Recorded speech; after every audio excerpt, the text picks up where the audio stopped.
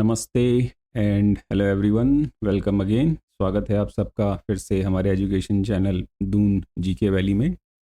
आज की क्लास होगी इंडियन पॉलिटी की, जिसमें हम एमसीक्यू सॉल्व करेंगे इंग्लिश और हिंदी दोनों ही लैंग्वेज में विद एक्सप्लेनेशन। तो आप किसी भी मीडियम के छात्र हैं, आप ये क्लास अटेंड कर सकते हैं। तो चलिए आज की क्लास स्टार्ट करते हैं इस न्यूज़ के साथ कि 7 आप एमपीज दे स्विच साइड्स। ये मर्जर है या पोचिंग, राइट? अभी आपने न्यूज़ में सुना होगा, ये काफ़ी चल रहा है, जिसको आप कहते हैं एंटी डिफेक्शन लॉ।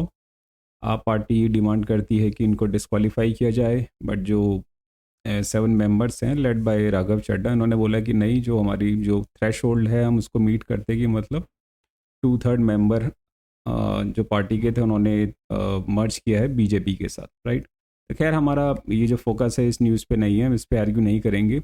हमारा फोकस रहेगा कि कौन कौन से आर्टिकल इससे रिलेटेड हैं, एंटी डिफेक्शन लॉ क्या होता है, ठीक है, कौन से अमेंडमेंट्स हुए हैं, राइट? तो हमारी क्लास आज की बेस रहेगी आपकी एंटी डिफेक्शन लॉ पे। तो चलिए let's start the class. Okay, पहला क्वेश्चन आपका है, anti defection law in India is contained in. Bharat में दल बदल विरोधी कानून किसमें निहित है? ठीक है, आपका ऑप्शन ए है आर्टिकल 356 अनुच्छेद 356, बी आपका 9th शेड्यूल 9वीं अनुसूची, 10th है आपका 10th शेड्यूल 10वीं अनुसूची, और डी है आपका 7th शेड्यूल 7वीं अनुसूची। तो लेट्स फाइंड आउट। देखिए, आर्टिकल 56 तो नहीं हो सकता, ये आपका इमरजेंसी प्रोविजन से रिलेटेड है, राइट? तो ये कैंसिल आउट हो जाएगा। 9th शेड्यूल भी नहीं होगा, आपका लैंड रिफॉर्म से है। ओके, 7th शेड्यूल की बात करें तो आपका सेंट्रल स्टेट रिलेशंस से रिलेटेड है, मतलब डिवीजन ऑफ पावर्स, आपकी यूनियन लिस्ट, स्टेट लिस्ट या कॉन्करेंट लिस्ट, तो ये भी कैंसिल आउट हो जाएगा। तो हमारा जो ऑप्शन बचता है डी 10th शेड्यूल, सी हमारा इसके अंदर सही आंसर होगा, right? C option is our right answer. तो जो एंटी डिफेक्शन लॉ है वो किसके अंदर निहित है? वो है आपके 10वीं अनुसूची में। देखिए, शेड्यूल या अनुसूची क्या होती है मैं आपको बता देता हूँ। आप इसको बोल सकते हैं सप्लीमेंट्री या अपेंडिस। मतलब जैसे जो मेन आर्टिकल होता है तो उसके जो अंडर टेक्निकल डिटेल्स हैं या स्पेसिफिक डिटेल्स हैं या प्रोविजंस हैं, टेबल्स हैं या लिस्ट वगैरह है, तो वो सारे किसके अंदर मेंशन होते हैं? आपके शेड्यूल के अंदर, अनुसूची के अंदर, ठीक है, सारी details. Okay, anti defection law किससे डील करता है? डील करता है आपका disqualifications of MPs and MLAs, member of parliaments और मेंबर ऑफ लेजिस्लेटिव असेंबलीज। अगर वो पार्टी स्विच करते हैं तो उनको डिस्क्वालीफाई कर दिया जाए, ठीक है। इसका पर्पस यही था कि जो दल बदल होते हैं इसको रोका जाए, राइट, और एक लेजिस्लेटिव इंटीग्रिटी को इंश्योर किया जाए। ऑब्वियस ही बात है, अगर आप एक हाई अथॉरिटी को देख रहे हैं तो उसके अंदर इंटीग्रिटी होनी चाहिए, right. Second question, the anti defection law was added by which amendment? दल बदल विरोधी कानून किस संशोधन द्वारा जोड़ा गया था? ठीक है, ऑप्शन ए आपका 42nd अमेंडमेंट, 42वां संशोधन, बी आपका 44th अमेंडमेंट, 44वां संशोधन, सी आपका 52nd अमेंडमेंट, 52वां संशोधन, और डी आपका 73rd अमेंडमेंट, 73वां संशोधन। तो लेट्स फाइंड आउट। देखिए, 73rd तो बहुत फेमस है, पंचायती राज से रिलेटेड है, तो ये कैंसिल आउट हो जाएगा। ओके, आपका जो ए है ये भी कैंसिल आउट हो जाएगा। ये मिनी कॉन्स्टिट्यूशन बोला जाता है। आपका जो वर्ड्स इसके अंदर आपने ऐड ऑन किए थे आपके प्रीएम्बल के अंदर, सोशलिस्ट, सेकुलर, इंटीग्रिटी, ठीक है, राइट, तो ये कैंसिल आउट हो जाएगा। 44th भी नहीं होगा, इसमें इमरजेंसी एक्सेस से रिलेटेड है, प्लस आपका जो राइट टू प्रॉपर्टी था उसको हटा दिया गया था। ओके, राइट ना? तो जो आपका ऑप्शन बचता है ऑप्शन सी, ठीक है। ओके, 52वां संशोधन। तो जो दल बदल विरोधी कानून है वो 52वें संशोधन द्वारा जोड़ा गया था, right. Okay, the anti defection law was added by 52nd constitutional amendment act of 1985। इसको हम अब शॉर्ट फॉर्म में CAA बोलेंगे, ठीक है, राइट। और इसका उद्देश्य क्या था? इसका उद्देश्य यही था कि भैया जो ये पॉलिटिकल डिफेक्शंस होते हैं, मतलब दल बदल होता है, ठीक है, इसको रोका जाए और एक स्टेबलाइज्ड गवर्नमेंट्स की जाए, राइट। अब जनरली होता है क्या है कि देखिए, जब आप इलेक्शंस होते हैं तो आपने देखा होगा पार्टी अपने जो अलग अलग पार्टीज़ होती है अपना घोषणा पत्र तैयार करती हैं, राइट। उनके कुछ एजेंडाज होते हैं कि भाई अगर हम चुनाव जीते तो हम फिर क्या करेंगे पब्लिक के लिए, राइट। तो किसी के काफ़ी अच्छे होते हैं, काफ़ी अट्रैक्टिव होते हैं, तो काफ़ी जो लोग होते हैं वो उनके एजेंडा को देख के ही वोट करते हैं। कई बार ऐसा होता है कि जो इंडिविजुअल ट्रेड्स होते हैं उनको बाईपास कर देते हैं, ठीक है। ऐसा नहीं कि मतलब मेंबर को नहीं देखते हो, राइट। अब मेंबर्स लोग क्या करते हैं, जब इस पार्टी से जीत जाते हैं तो जीतने के बाद वो क्या करते हैं, तो दूसरी पार्टी में चले जाते हैं, ठीक है, अपने पॉलिटिकल गेन के लिए या पैसों के लिए, बहुत सारे रीजंस होते हैं, ठीक है राइट, बैकडोर काफ़ी सारी चीज़ें होती हैं। तो इस चीज़ को रोकने के लिए फिर एक लॉ लाया गया आपका, एंटी डिफेक्शन लॉ, कि भैया जो दल बदल हो रहा है मतलब इसको रोका जाए, वरना तो क्या होगा कि आज एक की गवर्नमेंट बनी, सेकंड डे बी पार्टी की गवर्नमेंट बन गई, थर्ड डे सी पार्टी की गवर्नमेंट बन गई, राइट। इस चीज़ को रोकने के लिए प्लस जब भी होगा कि अब जनता जब ये देखती है कि उनके जो मेंबर्स जिनको उन्होंने इलेक्ट किया था उन्होंने पार्टी स्विच कर ली, ठीक है राइट ना, तो अपने आप को ठगा वसा महसूस करते हैं, राइट। तो इसके लिए आपका आया था एंटी डिफेक्शन लॉ 1985 में। और उस टाइम कौन थे प्राइम मिनिस्टर? ना, राजीव गांधी थे उस टाइम प्राइम मिनिस्टर ना। फाइन। इसमें डिस्क्वालिफिकेशन के ग्राउंड्स क्या क्या होते हैं, किन के आधार पर उनको अयोग्य करार दिया जा सकता है? तो पहला तो है कि आपका अगर वो वॉलंटरली अपनी मेंबरशिप गिव अप कर दे, ठीक है, पार्टी से, तो उनको अयोग्य करार कर दिया जाएगा, खुद ही मेंबरशिप छोड़ दें, राइट। अगर वो पार्टी विप के अगेंस्ट जाके काम करे, जैसे पार्टी विप क्या होती है कि मतलब एक जो लीडरशिप होती है वो गाइडलाइंस इशू करती है कि कोई भी अगर कोई इशू आ रहा है, ठीक है राइट ना, कोई मोशन आ रहा है तो उसके अगेंस्ट वोट्स देना है, उसके फेवर में देना है। तो अगर आप इसका उल्टा करते हो तो अभी आप डिस्क्वालीफाई हो सकते हो। अगर आप एक इंडिपेंडेंट मेंबर हैं और आप जीतने के बाद पार्टी ज्वाइन करते हैं आफ्टर इलेक्शन, तो भी आपको फिर कैंसिल आउट कर दिया जाएगा, मतलब आपको डिस्क्वालीफाई कर दिया जाएगा। या आप एक नॉमिनेटेड मेंबर है और आप पार्टी को ज्वाइन करते हैं आप 6 मंथ्स बाद, तो फिर भी आप डिस्क्वालीफाई हो जाएंगे, ठीक है राइट। इसमें एक एक्सेप्शन होता है, ठीक है, अपवाद है, कि अगर पार्टी के 2/3 मेंबर, ठीक है, राजी हैं और वो दूसरी पार्टी में मर्ज हो जाते हैं, ठीक है राइट ना, तब इसको डिस्क्वालिफिकेशन का जो क्लॉज है यहाँ पे एप्लीकेबल नहीं होगा। जैसे अभी देखा था कि जो राज्यसभा के 10 मेंबर थे आप पार्टी के, तो उसमें 7 चले गए, तो उन्होंने बोला कि हमारी जो 2/3 वाली जो थ्रेश होल्ड है वो मीट होती है यहाँ पे, ठीक है राइट ना, तो हमें डिस्क्वालीफाई नहीं किया जा सकता। इसमें एक ऑप्शन और था जो ओरिजिनल वन था, वो उसमें से हट गया है वैसे अब, वो 1/3 स्प्लिट का था, राइट, कि अगर 1/3 मेंबर पार्टी से स्प्लिट हो जाते हैं, अलग हो जाते हैं, तो उसको डिस्क्वालिफिकेशन नहीं माना जाएगा, राइट। यानी 1/3 शिफ्ट होकर दूसरी पार्टी में चले गए, अपनी एक पार्टी उन्होंने बना ली, ठीक है राइट ना, तो भी इनको डिस्क्वालीफाई नहीं किया जाएगा। बट ये अब हट चुका है, अभी आगे वाले क्वेश्चन में हम डिस्कस कर लेंगे। Fine. Next question, the case that upheld the validity of anti defection law is, वह मामला जिसने दल बदल विरोधी कानून की वैधता को बरकरार रखा वह है। तो पहला है आपका ए केशवानंद भारती केस, बी है आपका मिनर्वा मिल्स केस, ठीक है, सी है आपका की हो तो होलोहन, राइट, और डी है आपका SR बोमई केस। ओके, तो चलिए लेट्स फाइंड आउट। तो केशवानंद भारती केस ये नहीं होगा, 1973 में था ये, राइट। तो ये तो बेसिक स्ट्रक्चर ऑफ डॉक्ट्रिन वाला था, तो ये कैंसिल आउट हो जाएगा। मिनर्वा मिल्स भी 1980 का, ठीक है, बेसिक स्ट्रक्चर ऑफ डॉक्ट्रिन था इसमें भी, तो ये भी कैंसिल आउट हो जाएगा। ओके, SR बोमई केस ये कर्नाटका का था, ये वहाँ के चीफ मिनिस्टर थे, तो उनकी मतलब सरकार गिरा दी गई थी, वहाँ प्रेसिडेंशियल रूल लग गया था, राइट। तो ये भी नहीं है, तो हमारा जो ऑप्शन बचता है सी खाली, की हो तो होलोहन, राइट। तो यह वह मामला था जिसने दल बदल विरोधी कानून की वैधता को बरकरार रखा। अब देखिए जो केस हुआ था ये 1992 में हुआ था, की हो तो होलोहन वर्सेस जाचीलू, राइट। और इस केस के इशू क्या थे कि पेटिशनर्स थे, जो उनका इश्यूज थे वो ये थे कि भाई जो ये आपका एंटी डिफेक्शन लॉ है, ठीक है राइट ना, ऐसा तो नहीं है कि जो बेसिक जो हमारा कॉन्स्टिट्यूशन है इसको ये वायलेट करता है, ठीक है, जो फ्रीडम ऑफ स्पीच होती है, ठीक है राइट ना, लेजिस्लेटर्स की फ्रीडम ऑफ स्पीच को वायलेट करता है, राइट। प्लस ये था कि इसमें जो जुडिशियल रिव्यू के अंडर नहीं था, उस टाइम पे जो स्पीकर्स का डिसीजन होता था वो फाइनल होता था, राइट, वो जुडिशियल रिव्यू के अंदर नहीं आता था, तो ये भी उनका एक कोर इशू था। खैर वैसे जब ये केस हुआ था तो सुप्रीम कोर्ट ने ये अपना जजमेंट दिया था कि जो स्पीकर्स का डिसीजन है, क्योंकि वो भी एडजुकेट करता है वहाँ पे, ठीक है, एक निर्णय लेता है कि ये इसको योग्य करार दिया जाए कि अयोग्य करार दिया जाए, तो वो जुडिशियल रिव्यू के अंदर आएगा, राइट। तो ये खैर डिटेल्स है, इसमें जाने की जरूरत नहीं है, बट आप इस केस को याद रखिएगा कि हो तो होलोन वर्सेस जाचीलू 1992 में, right. Next question, in the anti defection law the final decision making authority lies with, दल बदल विरोधी कानून में अंतिम निर्णय लेने का अधिकार किसके पास होता है? ओके, ऑप्शन ए है आपका प्रेसिडेंट राष्ट्रपति, बी है आपका इलेक्शन कमीशन चुनाव आयोग, सी है आपका स्पीकर चेयरमैन अध्यक्ष या सभापति, और डी है आपका सुप्रीम कोर्ट सर्वोच्च न्यायालय। तो देखिए जो इसमें अंतिम निर्णय लेने का अधिकार होता है वो होता है आपका स्पीकर ऑफ लोकसभा या लेजिस्लेटिव असेंबलीज और चेयरमैन ऑफ राज्यसभा और लेजिस्लेटिव काउंसिल्स, ठीक है राइट। प्रेसिडेंट का इसमें कोई रोल नहीं है, इलेक्शन कमीशन का भी इसमें कोई रोल नहीं है, ठीक है right. Supreme court judicial review कर सकता है, बट जो इसमें फाइनल डिसीजन मेकिंग अथॉरिटी होती है आपकी स्पीकर चेयरमैन। तो आपका ऑप्शन सी सही आंसर होगा, right. Option C is our right answer, option C, ठीक है ओके। तो जो speaker chairman of the house होते हैं, speaker in Lok Sabha state assembly, speaker Lok Sabha राज्य विधानसभा में, या chairman in Rajya Sabha legislative council, chairman Rajya Sabha या विधान परिषद में, ठीक है।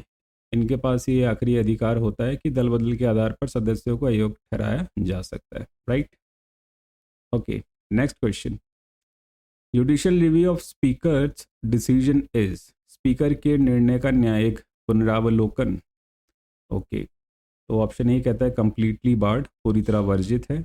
बी कहता है अलाउड ओनली बिफोर डिसीजन, केवल निर्णय से पहले अनुमत है। सी कहता है अलाउड आफ्टर डिसीजन, निर्णय के बाद अनुमत है। और डी कहता है अलाउड एनी टाइम, किसी भी समय अनुमत है। देखिए जुडिशियल रिव्यू तो होता है, ठीक है राइट, ये हमने उस केस में देख लिया था कि तो होलोवन में। कंप्लीटली बार्ड है तो ये कैंसिल आउट हो जाएगा, ठीक है। अलाउड एनी टाइम, ये भी कैंसिल आउट हो जाएगा, ऐसा नहीं है। Allowed only before decision, when something did not happen how can you review it, ठीक है राइट ना, जब कोई चीज़ हुई ही नहीं है तब उसको रिव्यू कैसे करेंगे, तो ये भी नहीं होगा। तो जो आपका ऑप्शन बचता है सी, अलाउड आफ्टर डिसीजन, निर्णय के बाद अनुमत है, ये सही होगा, ठीक है। इसके अंदर भी आपका option C is our right answer, right. तो की हो तो होलोवन में यही हुआ था कि जो जुडिशियल रिव्यू है, ठीक है राइट, आपका जो स्पीकर से चेयरमैन का डिसीजन है वो जुडिशियल रिव्यू के परव्यू में आता है, तो वो अलाउड है, लेकिन नॉट ड्यूरिंग द प्रोसीडिंग्स, कि जब आपकी कार्यवाही चल रही हो उस दौरान नहीं, राइट। जब स्पीकर या चेयरमैन वो डिसीजन ले लेंगे उसके बाद ये चीज़ अलाउड है, ठीक है, तब जुडिशियल रिव्यू हो सकता है। It's very obvious. Next question, the anti defection law aims to, दल बदल विरोधी कानून का उद्देश्य है, राइट। ए आपका ए स्ट्रेंथन जुडिशरी, न्यायपालिका को सुदृढ़ बनाना। बी आपका इंश्योर पॉलिटिकल स्टेबिलिटी, राजनीतिक स्थिरता सुनिश्चित करना। सी आपका प्रमोट फेडरलिज्म, संघवाद को बढ़ावा देना। डी आपका रिड्यूस करप्शन, भ्रष्टाचार को कम करना। तो ठीक है, इसका आंसर है तो आप बहुत क्लियरली दे सकते हैं इसमें। इसमें ऑप्शन बी सही रहेगा आपका, इंश्योर पॉलिटिकल स्टेबिलिटी, राजनीतिक स्थिरता सुनिश्चित करना, यही दल बदल विरोधी कानून का उद्देश्य है।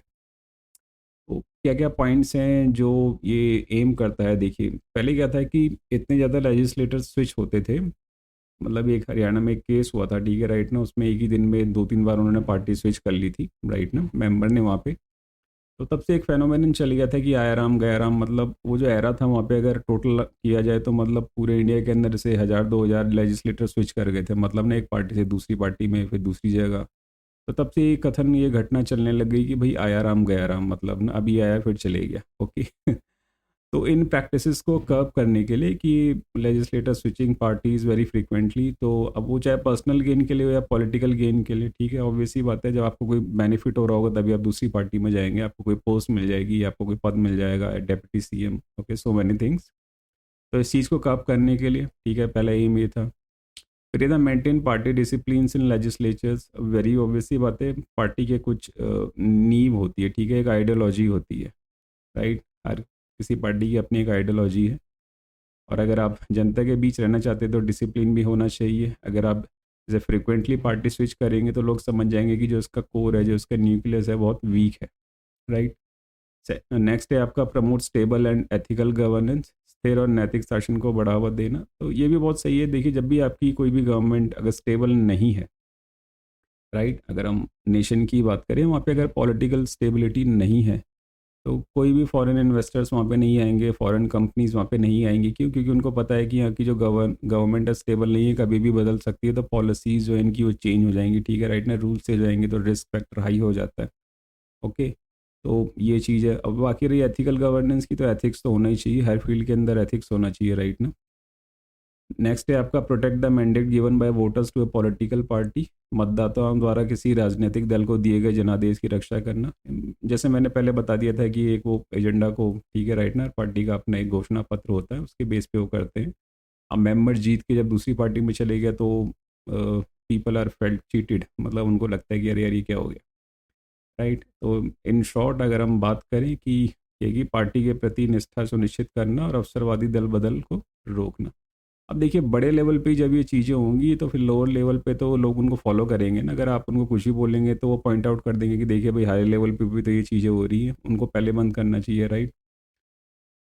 Okay, next question. ये आपसे कहता है कि which of the following is not a ground for disqualification. निम्नलिखित में से कौन सा योग्यता का आधार नहीं है। ऑप्शन ए आपका voluntary resignation from party, party से स्वेच्छा से त्यागपत्र देना। बी आपका वोटिंग अगेंस्ट पार्टी विप के विरुद्ध मतदान करना। सी आपका एब्सटेनिंग विदाउट परमिशन, बिना अनुमति के अनुपस्थित रहना। और डी आपका क्रिटिसाइजिंग पार्टी इन मीडिया में पार्टी की आलोचना करना। ठीक है, इस बेस पे आप डिस्क्वालीफाई हो सकते हैं, इस पे भी हो सकते हो, इस पे भी हो सकती है, हमने डिस्कस कर लिया था। क्रिटिसाइजिंग पार्टी इन मीडिया, ठीक है, इस बेस पे आपको डिस्क्वालीफाई नहीं किया जा सकता, तो हमारा ऑप्शन डी सही होगा। ये है कि आपको पार्टी से साइडलाइन किया जा सकता है या आपको सस्पेंड वगैरह कर देंगे वो, ठीक है, पर डिस्क्वालीफाई नहीं कर सकते इसके अंदर। और क्रिटिसिज्म तो अलाउड है इंडिया के अंदर, आजकल हर जगह क्रिटिसिज्म ही होता है, मतलब और कुछ होता नहीं है। तो वो कहते हैं ना कि criticism without any action, without taking any action amounts to nothing. तो आजकल वही चीज़ चल रही है, क्रिटिसिज्म ही है, कोई मतलब ग्राउंड ब्रेकिंग डिसीजंस तो होते नहीं है। Next question. The 91st constitutional amendment relates to. 91वां संवैधानिक संशोधन किससे संबंधित है। ठीक है, तो पहला है आपका A GST goods and services tax. B आपका डिफेक्शन रिफॉर्म्स दल बदल सुधार। सी आपका पंचायती राज। और डी आपका इमरजेंसी आपातकाल। तो देखिए जो 91st CAA था हमारा, ठीक है, 91st कॉन्स्टिट्यूशनल अमेंडमेंट एक्ट था, ये किससे था आपका डिफेक्शन रिफॉर्म से, दल बदल सुधार से। तो जो हमारा एंटी डिफेक्शन लॉ था इसको उसने और मजबूत किया। ठीक है, तो पहले इसमें से दो प्रोविजन थे कि 1/3 पार्टी जो मेंबर्स थे वो स्प्लिट कर सकते थे और अपनी पार्टी बना सकते थे। ठीक है, तो उन्होंने ये जो प्रोविजंस था इसको रिमूव कर दिया। उन्होंने बोला कि भाई ये वैलिड ग्राउंड नहीं है, ठीक है, इसको हम कैंसिल आउट करते हैं। बट ये जो मर्जर वाला था कि ओनली 2/3 मेंबर्स अलाउ हैं, ठीक है, राइट ना, टू अवॉइड डिस्क्वालिफिकेशन, इसको उन्होंने वैलिड रखा। ठीक है कि भाई ये चीज़ मान्य है अभी। ओके, दूसरा उन्होंने क्या किया है कि जो काउंसिल ऑफ मिनिस्टर्स थे, ठीक है, राइट ना, जो कैबिनेट मिनिस्टर्स होते हैं आपके, राइट, और जो स्टेट मिनिस्टर्स हो गए, ठीक है, राइट ना, जो मतलब क्या बोलते हैं उनको, राज्य मंत्री जो स्वतंत्र प्रभार होते हैं, ठीक है, right, okay, I might be wrong. तो टोटल स्ट्रेंथ ऑफ लोकसभा और स्टेट असेंबली कितना होगा, 15% होगा। जनरली क्या था कि जो मिनिस्ट्रीज थी मतलब ना बहुत ज़्यादा ना हो, ठीक है, कैसा ना हो कि हर चीज़ की एक मिनिस्ट्री रहे वहाँ पे। ओके, तो इसको कम करने के लिए उन्होंने क्या किया कि जो काउंसिल ऑफ मिनिस्टर्स थे इनके साइज़ को लिमिट कर दिया गया, right. Okay, next question. Under 10th schedule speaker act says, ठीक है, 10वीं अनुसूची के अंतर्गत अध्यक्ष किस रूप में कार्य करता है। तो ए आपका एग्जीक्यूटिव अथॉरिटी कार्यकारी प्राधिकारी। बी आपका जुडिशियल अथॉरिटी न्यायिक प्राधिकारी। सी आपका क्वासी जुडिशियल अथॉरिटी अर्ध न्यायिक प्राधिकारी। और डी आपका लेजिस्लेटिव अथॉरिटी विधायी प्राधिकारी। Let's find out. देखिए अंडर 10th शेड्यूल जो स्पीकर एक्सेस, अगर ये खाली ऐसे होता है कि स्पीकर एक्सेस, ठीक है, राइट ना, तो ये जनरली डिपेंड करता है प्राइमरी मतलब रोल पे उसकी, क्या रोल है अभी उसका। ओके, तो अगर अंडर 10th शेड्यूल की हम बात करें तो जो स्पीकर एक्ट करता है वो क्वासी जुडिशियल अथॉरिटी मतलब अर्ध न्यायिक प्राधिकारी के रूप में कार्य करता है। ठीक है, आपका ऑप्शन सी होगा इसके अंदर सही, option C is our right answer. देखिए मैं आपको थोड़ा बता देता हूँ क्वासी जुडिशियल का मतलब क्या होता है। क्वासी का मतलब होता है पार्टली और जुडिशियल का मतलब होता है कोर्ट लाइक। ठीक है, मतलब उसके पास कुछ शक्तियाँ हैं जो न्यायालय के पास होती हैं, but not being a full court. ठीक है, राइट, लेकिन वो पूर्ण रूप से न्यायालय नहीं है, आंशिक रूप से। ठीक है, इसको हम बोलेंगे क्वासी जुडिशियल। मतलब वो कार्य तो कोर्ट की तरह कर सकता है, जैसे कि वो दोनों पक्षों की बात सुनेगा, ठीक है, एविडेंस को एग्जामिन करेगा, राइट, और ऐसे निर्णय लेगा जो अधिकारों को प्रभावित करते हों, फिर नेचुरल जस्टिस के प्रिंसिपल्स को फॉलो करेगा, but still it's not a part of regular judiciary, तो उसको हम बोलते हैं क्वासी जुडिशियल। तो जब ये केस हुआ था कियोतो होलोन 1992 में, तो जो सुप्रीम कोर्ट ने भी ये चीज़ मानी थी कि जो स्पीकर का रोल होता है इट इन्वॉल्व्स एडजुडिकेशन, मतलब वो निर्णय लेता है। ठीक है, राइट ना, दो पक्षों की बातें सुन के जैसे कोर्ट होता है वो भी निर्णय लेता है। ठीक है, राइट ना, बट ये क्वासी जुडिशियल होगा, पूरी तरह से आपका जुडिशियल नहीं होगा। एंड हैंस इस वजह से जो इसके डिसीजंस होंगे वो हमारे जुडिशियल रिव्यू के अंडर आते हैं। ठीक है, they are subject to judicial review. Fine. Next question, the governor's role in state crisis is linked with, राज्य में संकट के समय राज्यपाल की भूमिका किससे जुड़ी होती है? तो आपका ऑप्शन ए है आर्टिकल 32 अनुच्छेद 32, बी है आपका आर्टिकल 356 अनुच्छेद 356, सी आपका आर्टिकल 19 अनुच्छेद 19 और डी है आपका आर्टिकल 21 अनुच्छेद 21। ठीक है, तो लेट्स फाइंड आउट। देखिए ये तो आपके फंडामेंटल राइट्स हो गए, ठीक है, राइट ना, ये उनसे रिलेटेड है। तो गवर्नर से जो रिलेटेड है आपका वो है स्टेट क्राइसिस के टाइम पे आपका आर्टिकल 356, ओके, इमरजेंसी प्रोविजंस। देखिए जब भी स्टेट में क्राइसिस होते हैं तो गवर्नर जो राज्यपाल होता है वो प्रेसिडेंट को एक रिपोर्ट देता है कि जो हमारा संवैधानिक तंत्र है वो विफल हो चुका है, राइट, और यहाँ पे आ गया प्रेसिडेंट रूल लगाए। ठीक है, the governor reports to the president about the breakdown of constitutional machinery in the state and it leads to the imposition of president's rule. ठीक है, तो आर्टिकल 356 ये प्राइमरी बेसिस होता है किसी भी राज्य में राष्ट्रपति शासन लागू करने का, वो क्या होती है आपकी गवर्नर्स की report. Fine. Next question, presidents rule can be impose based on report of, तो ठीक है आप ये क्वेश्चन का आंसर खुद कर लेंगे, राइट। पीएम, प्रधानमंत्री, चीफ जस्टिस, गवर्नर या स्पीकर, राष्ट्रपति शासन किसकी रिपोर्ट के आधार पर लगाया जा सकता है? प्रधानमंत्री, मुख्य न्यायाधीश, राज्यपाल या अध्यक्ष। तो उसका सही आंसर है राज्यपाल। ओके, हमने लास्ट क्वेश्चन में ये चीज़ देख ली, C is our right option. And note, आप ये चीज़ भी ध्यान में रखिएगा कि जो कॉन्स्टिट्यूशन है वो अलाउ करता है प्रेसिडेंट को to act even without the governor's report. ठीक है, मतलब वो बगैर गवर्नर्स रिपोर्ट के भी वो राष्ट्रपति शासन लगा सकता है, ठीक है, राइट ना, कार्य कर सकता है इस पर। कई बार क्या होता है कि जैसे कुछ इंटेलिजेंस इनपुट्स ले लिए उन्होंने या वहाँ की जो सिचुएशंस को उन्होंने क्या कर लिया, क्या बोलते हैं, एनालिसिस कर लिया उनका, राइट ना, इस बेस पे भी। बट जो प्राइमरी बेसिस होता है हमेशा वो आपका गवर्नर्स रिपोर्ट ही होता है। बट इन प्रैक्टिस हम बात करें तो वो राज्यपाल की रिपोर्ट ही इसका मुख्य आधार होती है। फाइन। ओके, नेक्स्ट क्वेश्चन है आपका federalism. Federalism in India is, Bharat में संघवाद है।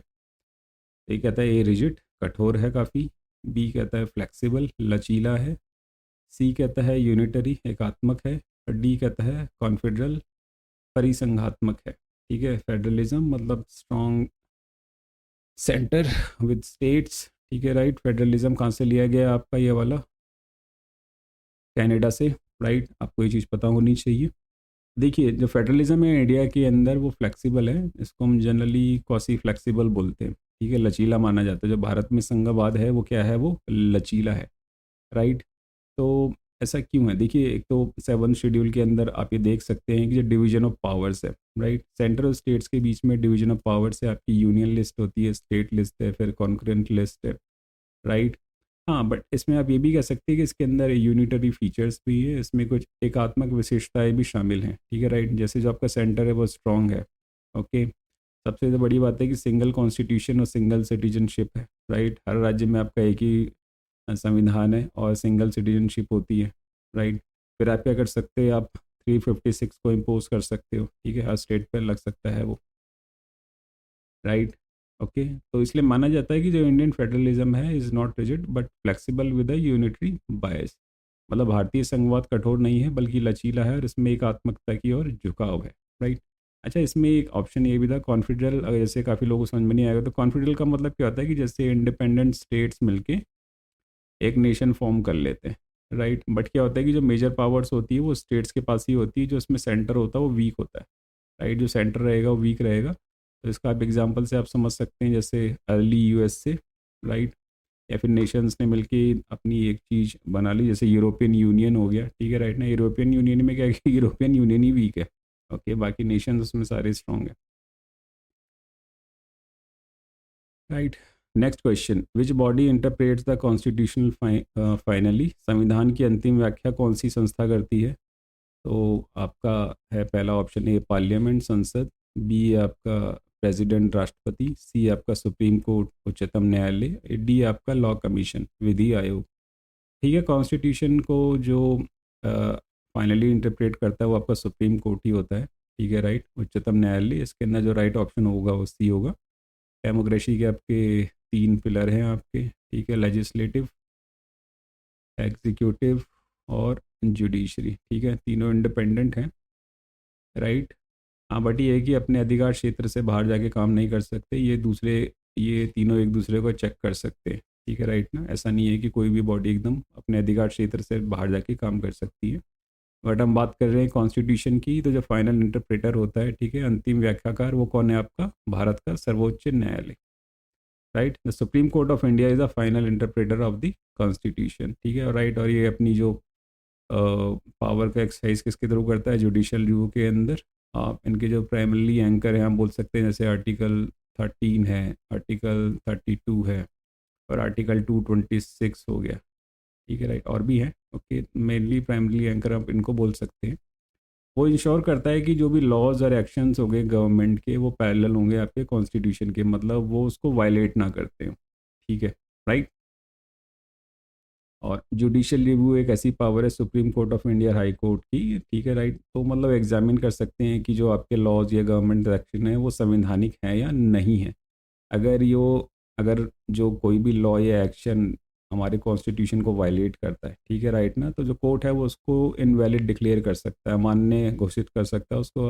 अधिकार बाह्य, अधिकार बाह्य मतलब वो आपके अधिकार क्षेत्र से बाहर है, ठीक है, राइट ना, वो आपके अधिकार क्षेत्र से बाहर है, इसका बोल सकते हैं अल्ट्रा वायरीज, ओके।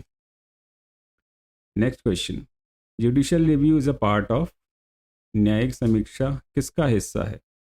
तो आपका ऑप्शन है, ए डायरेक्टिव प्रिंसिपल्स, नीति निर्देशक सिद्धांत, बी है आपका बेसिक स्ट्रक्चर, मूल संरचना, सी है आपका फंडामेंटल ड्यूटीज, मौलिक कर्तव्य, या डी है आपका प्रियम्बल प्रस्तावना।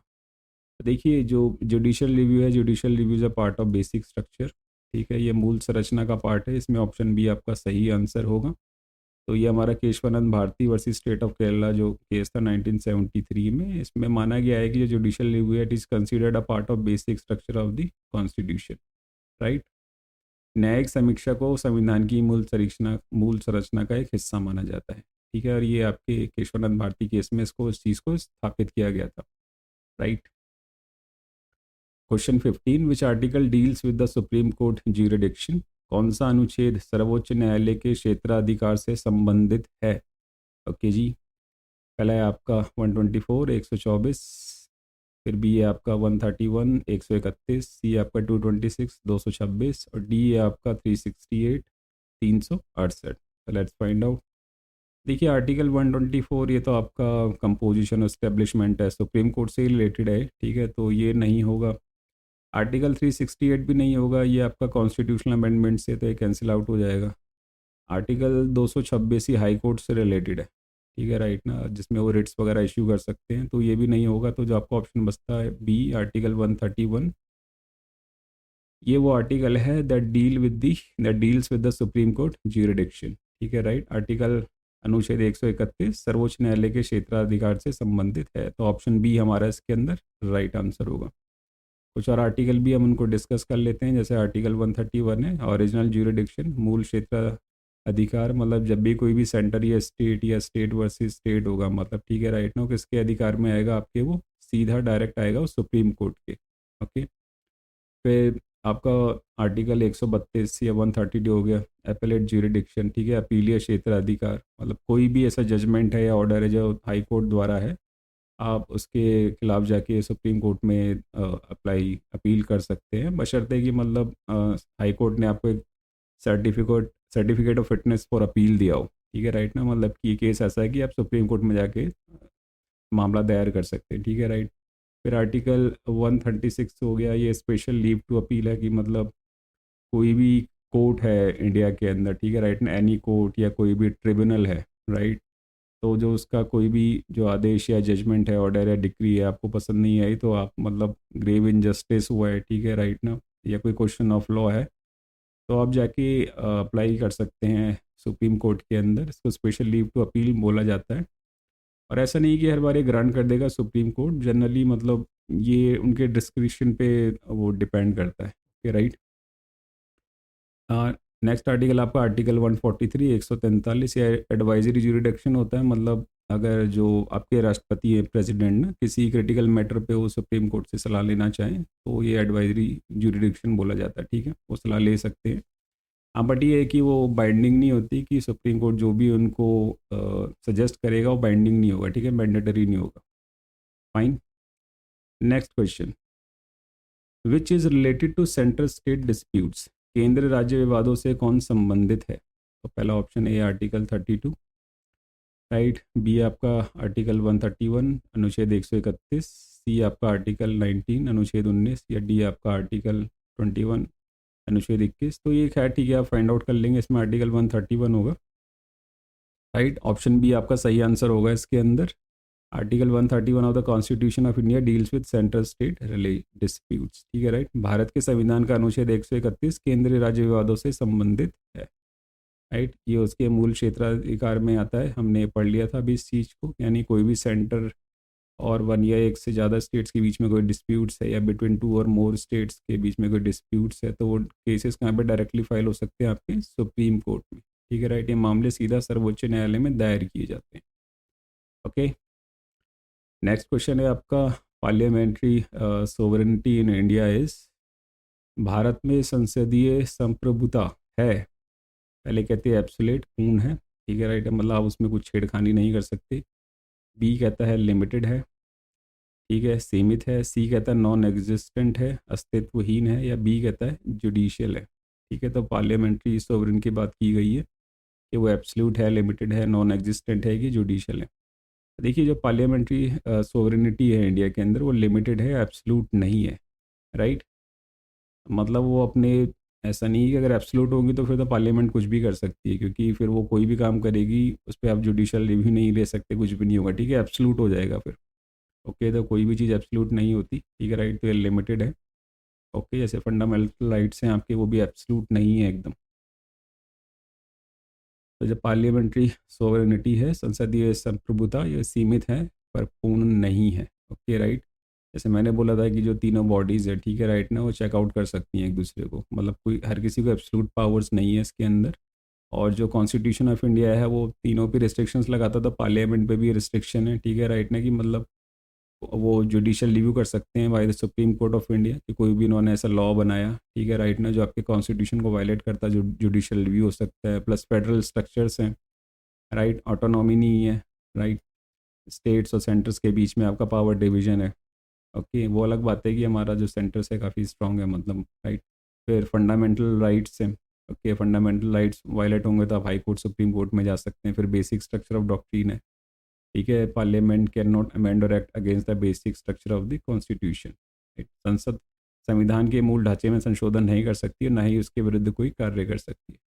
ओके, तो क्या है कि हमारी जो संसदीय संप्रभुता है वो सीमित है, पूर्ण नहीं है, ठीक है, it is limited not absolute.